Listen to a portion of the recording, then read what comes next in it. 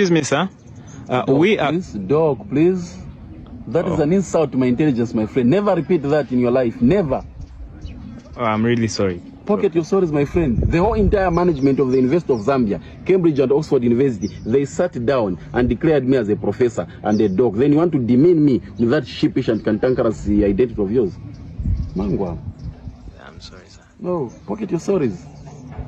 Well, getting direct to the nitty-gritty, and of course without wasting much of your time, because you seem to be in a Karin and Breeze, we are quite abreast and versed. We are aware of some killing and suicidal cases happening in this terra firma and of course Vault of Heaven, Mother Zambia. So we really want you to add a comment, a mouthful judgment, a verbiage, an idiolect and a basher on this case. So what do you have to perorate and of course pontificate to the proletariats and citizens out there?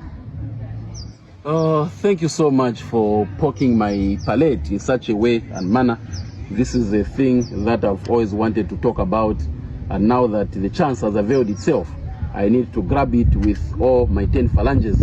I appreciate you so much, but also let me not to fail to make mention that time and again when I talk about death cases where people get to lose lives, I engage myself into a very serious soliloquy and skayamaki, because that on its own puts me into a state of mental pabulum.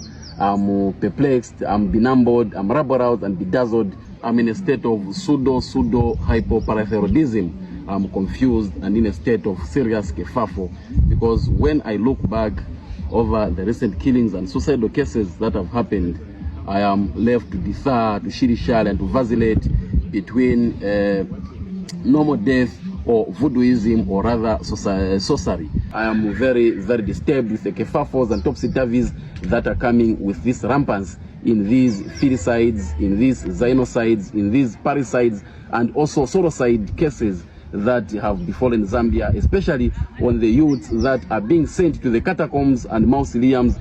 Time and again, we are taking these youths to the graves, of which we need these great minds to elevate, to resuscitate and resurge Zambia out of this already beleaguered economy that it is into, and take it to that coruscating and root-renting Kilimanjaro peak where it ought to be. It is a pitiable, dismal, pismal that such cases have been on the rampants right now, and my plea and cry is to urge the government to look at this issue perspicaciously and scrupulously, to come up with a wherewithal and a panacea on how we are going to curb this. The government has to work manus in manu. The government has to work in tandem with other fragments of government like the Ministry of Health to ensure that mental health becomes a topic of the day, because all this is to do with the mental stamina, strength and the status of the people's minds that are wallowing into abject and abject poverty time and again, with a lot of problems, unforeseen ones for that matter. I rest my case.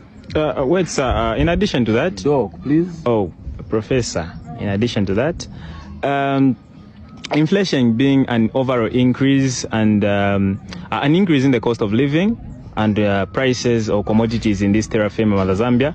So a lot of people are cantankerous, they are mumpish, they are grumpy, and come John Lee, they really want to know what's really going on in this country. So what's your comment on this overall increase of prices and goods in this country? Economic instability, economic impecuniosity is an embolus thing in the veins of every Zambian as we speak right now. And that is like the biblical teke teke meneu fasin. It is visible to the blind and audible to the deaf that you don't need to question yourself, because as we speak, the price of motor propelling spirit, or let me say fuel, has skyrocketed to the seventh heaven. The price of mini meal is not something to mention, because every time you want to buy a bag of mini meal, you have to form a cooperative and amass spondulix, wongas, mazumas, budos, dineros, and ISDs to a level that kwacha has become nothing like a shin plaster against the dollar, of which government ought to work under that. We don't need to start forming cooperatives just to buy a bag of mini meal. The prices of all other commodities has skyrocketed, has gone up, is bulking, And believe you me, our economic stamina and status is in what we are calling a syphilitic conundrum. We are in a state of economic Ebola. We are in a state of economic syphilis. We are in a state of economic quagmire and topsy-turvydom. Therefore, we ought to move out of these odoriferous and pestilential aquas of economics. We need to stop wallowing into this cesspool and waters of economic conundrums. We have to work hard. We have to wake up as government to wake up from this economic somnambulism and find a panacea and the answer to this predicament that we are going through. I rest my case. All right, thank you so much. At least we have managed to search out and decode whatever you are trying to bring out of your laughing gear. We really appreciate your time, sir. Professor. This is not a laughing thing, my friend. This is not a thing of ngahaha, bruhaha, or whatsoever it could be, or mwihihi if you want. Address me well. Oh, thank you so much, Professor. Good.